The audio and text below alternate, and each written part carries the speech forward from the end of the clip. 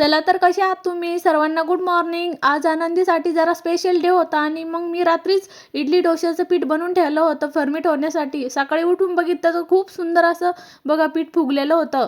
आणि मग केली चालू आनंदीच्या टिफिनची तयारी. छान असा डोसा बनवून घेतला होता. आनंदीने रात्रीच सांगितलं होतं, मम्मा उद्या टिफिनला डोसाच दे.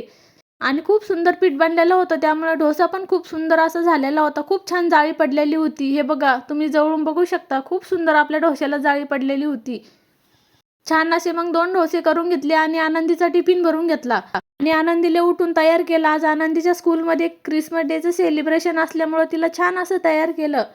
तिची स्कूलची एक्साइटमेंट तर खूपच होती. एवढी थंडी असून सुद्धा सकाळीच उठून फास्ट आवरलं आणि छान असं रेडी होऊन आलो मग खाली पार्किंगमध्ये. आणि तिचं चाललं होतं, मम्मा मला व्हिडिओमध्ये बोलायचं. आणि व्हिडिओमध्ये सांगत होती मी आज सेंटा क्लॉथ बनणार आहे, हे ते सर्व काही छोट्या मोठ्या गप्पा चालू होते शेअर करणं.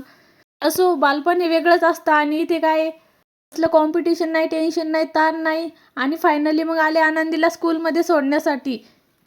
आनंदीला स्कूलमध्ये सोडलं आणि लागले मग घरच्या कामाला. तोपर्यंत आनंदीचाही टाईम झाला आणि बघा मॅडम दरवाजातच सगळं काही सांगत होत्या. स्कूलमध्ये जेवढं झालं तेवढं रोजचं रुटीन आहे तिचं. जेवढं काय घडेल तेवढं मला शेअर करायचं स्कूलमधून आल्या-आल्या. आणि तिचं सांगणं चालू होतं, मला आज टीचरनी गिफ्ट दिलं, चॉकलेट भेटलं, डान्स केला, एन्जॉय केला, मज्जा आली.